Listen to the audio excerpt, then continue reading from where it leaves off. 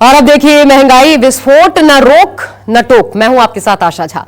Diesel और petrol आज फिर से महंगा हो गया। सीएनजी भी महंगी हो गई। 10 दिनों के भीतर तीसरी बार पेट्रोल, डीजल और सीएनजी की कीमतों में इजाफा हुआ है। डीजल की कीमत 91 पैसे प्रति लीटर बढ़ी है तो पेट्रोल का दाम 87 पैसे प्रति लीटर चढ़ गया।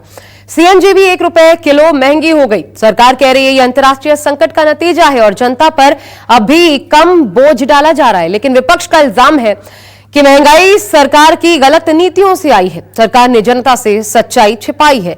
महंगाई के खिलाफ कांग्रेस सड़क पर उतर आई है। शहर शहर प्रदर्शन कर रही है। बढ़ी हुई कीमतें वापस लिए जाने की मांग कर रही है।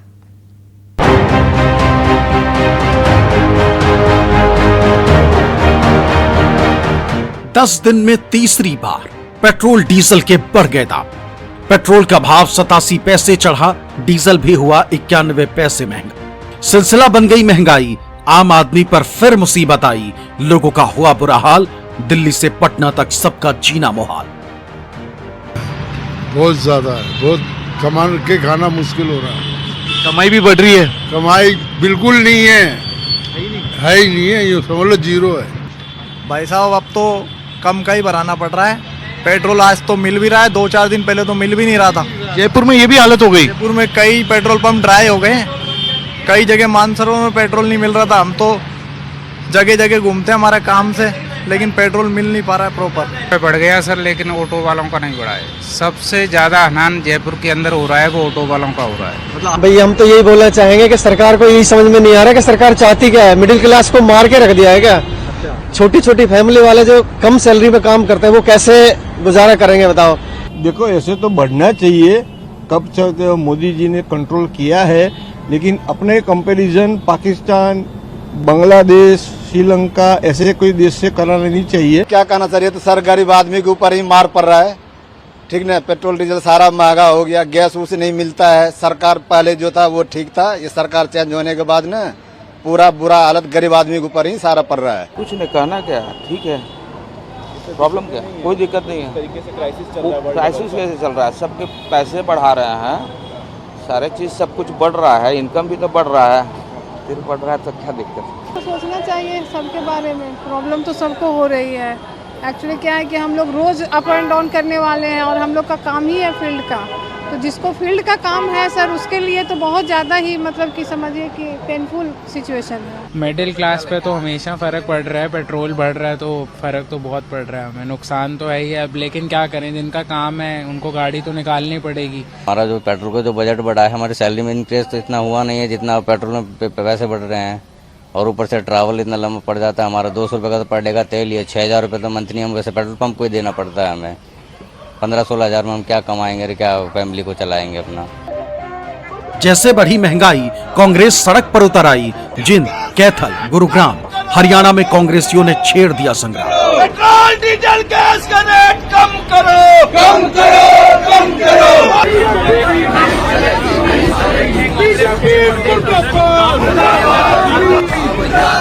पेट्रोल डीजल की बढ़ती कीमतों से उपजे गुस्से पर कांग्रेस ने हथौड़ा जड़ा और महंगाई का पूरा चट्टा खोल दिया। आप देखिए, ये हालात है, ये सच्चाई है आज इस देश की, जो इस पैम्फलेट पे मैं आपको दिखा रही हूं।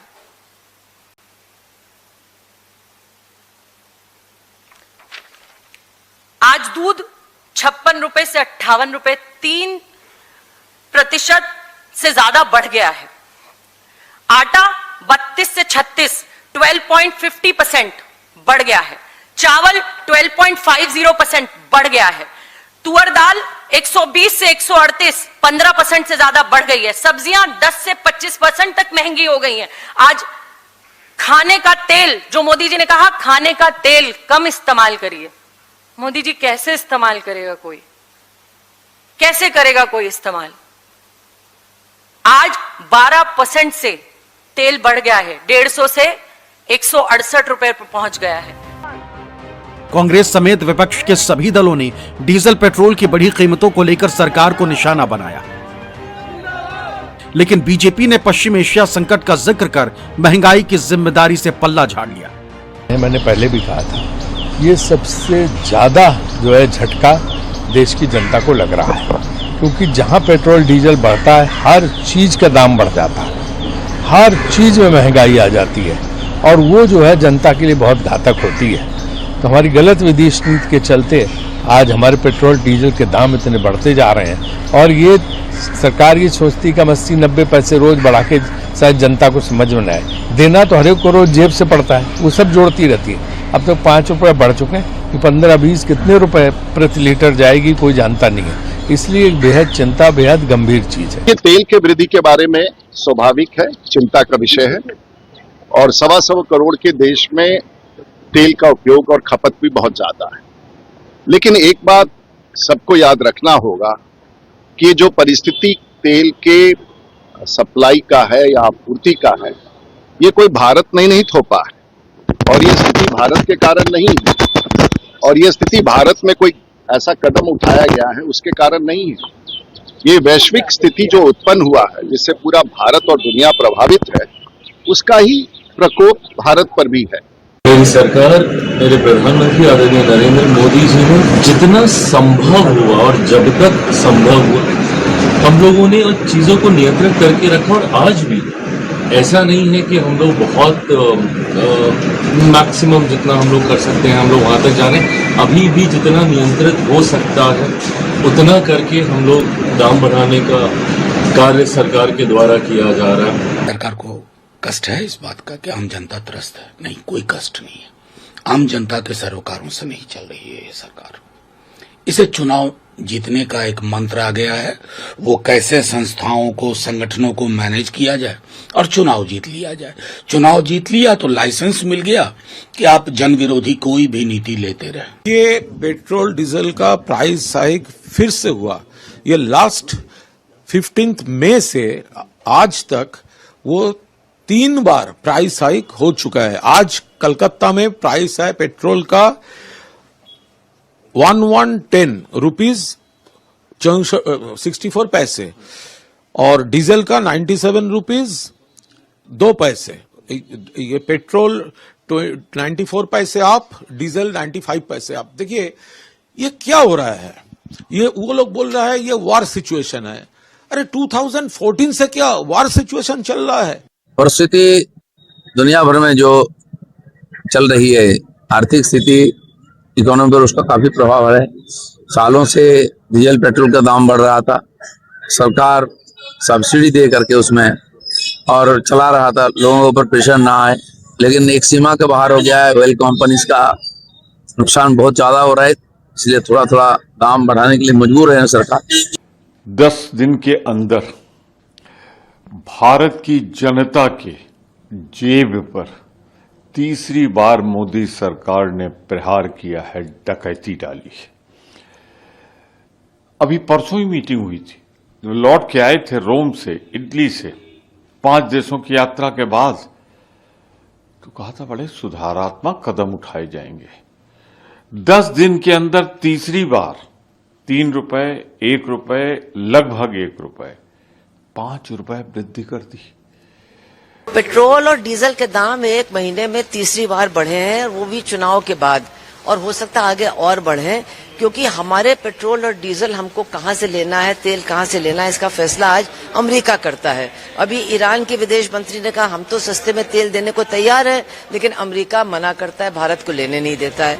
अंतर्राष्ट्रीय कच्चे तेल की कीमतों के साथ साथ भारत में सबसे बड़ा असर टैक्स का पड़ता है। पेट्रोल की कीमत में करीब 60 से 70% हिस्सा सिर्फ टैक्स का होता है। भारत में पेट्रोल की कीमत 2 हिस्सों से बनती है।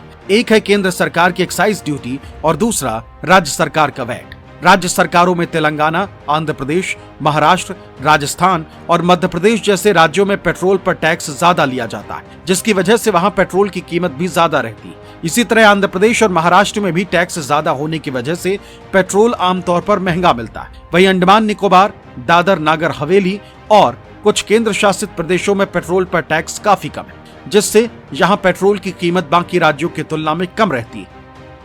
केंद्रीय परिवहन मंत्री ने डीजल पेट्रोल से तौबा करने का नुस्खा भी बताया। दलील ये कि एथेनॉल अपनाएं, पेट्रोल और पर्यावरण बचाएं। लेकिन शिवसेना यूबीटी नेता आदित्य ठाकरे ने पूछ ही लिया कि क्या अच्छे दिन का वादा करते वक्त ये सब बताया गया था। 2004 से एक मिशन के रूप में काम कर रहा था। कि हमारे प्रदूषण की सबसे बड़ी समस्या है फॉसिल फ्यूल, पेट्रोल और डीजल। और इसलिए मैं ट्रांसपोर्ट मंत्री होने के नाते मुझे खुशी है कि मैंने देश में electric scooter, electric car, electric bus, electric truck, अब इलेक्ट्रिक ट्रैक्टर आ गया। और इतना ही नहीं तो इस देश का हमारा किसान अब ऊर्जादाता, ईंधन दाता बना। मैं जिस गाड़ी में आया हूं तो 100% बायो इथेनॉल पे चलती है। 65 रुपए इथेनॉल का रेट है और चलते चलते 60% बिजली तैयार करती है। 1.5 साल से ये गाड़ी मेरे पास है। मुझे लगता है ये सारी बातें जो कभी $1 ट्रिलियन इकोनॉमी, $5 ट्रिलियन इकोनॉमी, ये सारी बातें कर रहे थे, आज सबको कह रहे कि बाइक पे जाओ, साइकिल पे जाओ। तो ये कैसे बदला हुआ? और ये भी सिर्फ एक दो हफ्ते के अंतर में, यानी चुनाव के पहले एक अलग बात चल रही थी, चुनाव के बाद अलग बात चल रही है, तो ये कैसे हुआ? पेट्रोल डीजल की बढ़ती कीमतों को लेकर समाजवादी पार्टी भी सड़क पर उतरी। इल्जाम ये कि जब से बीजेपी सत्ता में आई है जनता को मिली महंगाई है। हालांकि बीजेपी ने कहा कि ये तो ग्लोबल संकट का नतीजा है, लेकिन समाजवादी पार्टी ने सवाल दागा कि अगर ग्लोबल संकट के कारण दाम बढ़ रहे हैं तो फिर चुनावी रैलियों में क्यों नहीं बता रहे थे। आप अगर देखें ना, जिस प्रकार से ग्लोबल संकट दुनिया के सामने आया है, ये जो ईरान और अमेरिका का युद्ध हुआ है, उससे कहीं ना कहीं पूरे दुनिया की सप्लाई, ऊर्जा की सप्लाई बाधित हुई है। और माननीय प्रधानमंत्री जी ने भी देश को, अपने देश के 140 करोड़ लोगों को इस संकट के लिए आगाह किया है। सरकार उन सभी व्यवस्थाओं को दुरुस्त करने का प्रयास कर रही है जिनके कारण ये असुविधा हुई है। पिछले 5-6 दिन में 2 बार पेट्रोल डीजल के दाम बढ़े हैं और ये आशंका थी ईरान और अमेरिका के युद्ध के बाद ये तय हो गया था कि इस देश में पेट्रोल डीजल के दाम बढ़ने हैं, क्योंकि 5 प्रांतों में चुनाव होने वाले थे। इस वजह से इन लोगों ने उस समय घोषणा नहीं की। चुनावों के तत्काल बाद ये संभावना व्यक्त की जा रही थी कि निश्चित रूप से इनके दाम बढ़ेंगे, पेट्रोलियम पदार्थों के दाम बढ़ेंगे, पेट्रोल का दाम बढ़ेगा, डीजल का दाम बढ़ेगा, गैस के दाम बढ़ेंगे और दाम बढ़ने के साथ मालभाड़े में वृद्धि होगी। आम आदमी की जिंदगी से जुड़ी हुई जो चीजें हैं, उपभोग की चीजें हैं, वो सब महंगी होंगी। लोकसभा में विपक्ष के नेता राहुल गांधी लंबे अरसे से आगाह कर रहे थे कि देश में आर्थिक तूफान आने वाला है और सरकार को इसकी तैयारी कर लेनी चाहिए। हालांकि 5 राज्यों के विधानसभा चुनाव तक सरकार और सत्ताधारी पार्टी राहुल के बयान को सिरे से खारिज करती रही।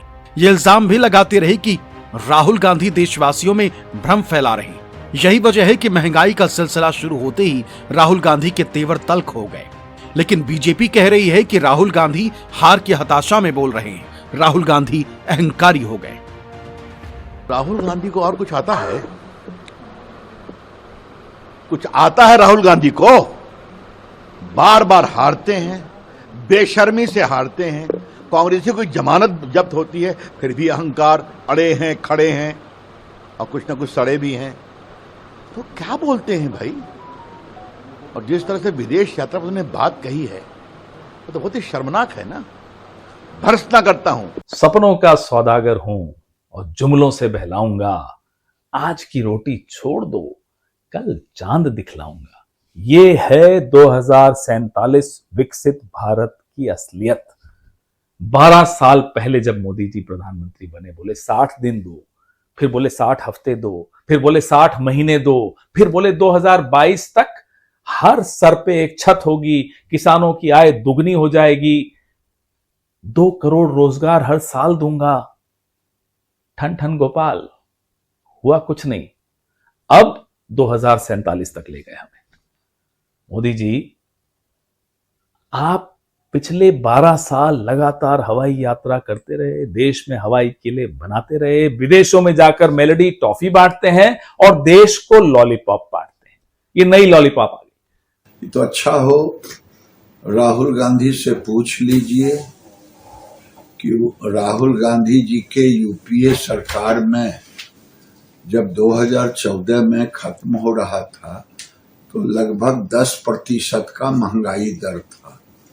न उस समय खाड़ी युद्ध हुआ था, न कुछ हुआ था। जरा इसका भी हिसाब किताब जनता को दे दे। घर से ऑफिस तक का तेल नहीं दे पा रहे, कहते हैं साहब 2047 में मंगल ग्रह की यात्रा कराऊंगा। अब आपकी इन लॉलीपॉप इनमें लोगों की कोई रुचि नहीं है, कोई इंटरेस्ट नहीं है। मोदी साहब विदेश नीति के बारे में देखें तो एक तालिबान छोड़कर विदेशों में अब आपका कोई दोस्त ही नहीं बचा।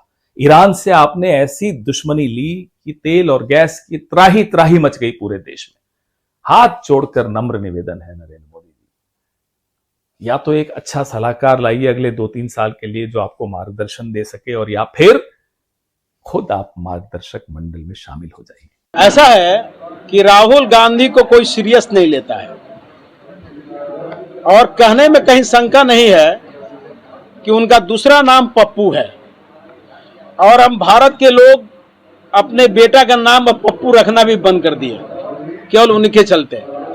तो उनको जो कोई पार्टी में सीरियस नहीं लेता है, न देश की जनता उनको सीरियस लेती है, और उसी विचारधारा का नतीजा है कि आज दिन प्रतिदिन कांग्रेस की गिरावट हो रही है और उनके गठबंधन के लोग हार रहे हैं। देखिए, मैं तो नहीं कहना चाहूँगा कि जहाँ भी अत्याचार अन्याय हो रहा है वहाँ कांग्रेस का एक कार्यकर्ता बब्बर सिर पहुँच रहा है। मैं पहुँच रहा हूँ, चाहे वो महोबा की घटना हो, चाहे वो आपके हटा मस्जिद जो तोड़ी गई, आपके कुशीनगर का मामला हो, चाहे वो विनोद उपाध्याय के जो फर्जी इनकाउंटर हुए गोरखपुर का मोह मुद्दा हो। हर जगह हम लोग खड़े हैं, हम सड़क पर उतर के लड़ रहे हैं। हम कभी कमरे में बैठ के नहीं लड़ाई लड़ रहे हैं, हम सड़क पर उतर के लड़ाई लड़। कांग्रेस का एक बब्बर शेर सड़क, राहुल जी भी आए, रायबरेली आए, ममेठी आए, 48 डिग्री 47 डिग्री में गांव-गांव घर-घर घुमा राहुल गांधी ने। कहीं बैठकर नहीं कि कमरे में बैठकर केवल जो है बड़ी बड़ी बात बोल रहे हैं, घूम रहे हैं, गली गली गांव-गांव घूम रहे हैं। देखिए, मैं तो नहीं कहूँगा कि कांग्रेस पूरी ताकत के साथ, और कांग्रेस 2027 में कांग्रेस के नेतृत्व में सरकार बनेगी। खड़गे जी हो चाहे राहुल गांधी जी, वो देश की इकोनॉमी का अध्ययन नहीं करते। खड़गे जी से हम पूछना चाह रहे हैं कि जब मनमोहन सिंह जी इस देश के प्रधानमंत्री थे तो देश में जो भारत की इकोनॉमी की स्थिति थी साइज को लेकर के, वो 11वें नंबर पे थी। प्रधानमंत्री नरेंद्र मोदी जी अपनी नीतियों के कारण इसको 4 नंबर पे लेके आए, और हम तीसरी सबसे बड़ी विश्व की इकोनॉमी बनने जा रहे हैं। धीरे झटके देंगे, इनके हाथ में नहीं है। देश की अर्थव्यवस्था को इन्होंने गर्त में पहुंचा दिया, और अब स्थिति जो राहुल जी बार बार बोल रहे हैं, स्थिति बहुत भयानक देश के अंदर होने जा रही है, महंगाई की भी और हर चीज की। जब से इलेक्शन, अब मिडिल ईस्ट का वॉर तो जब शुरू हुआ, पर हमें ये भी ध्यान रखना होगा कि उस समय पे आने वाले 5 राज्य के चुनाव थे, उसमें सबको कहा गया देखिए कि हम एक्साइज ड्यूटी कम कर रहे हैं, हम सब कर रहे हैं, कोई पेट्रोल की किल्लत नहीं, कोई डीजल की किल्लत नहीं। अभी इंटीरियर महाराष्ट्र में आप देखिए कितनी पेट्रोल की किल्लत है, अभी किसानों को डीजल की जरूरत पड़ेगी, उसमें भी शॉर्टेज पड़ रही है। पर हमें ये बोला जा रहा है कि कोई दिक्कत नहीं है। मारामारी पे कल लोग उतर आए थे।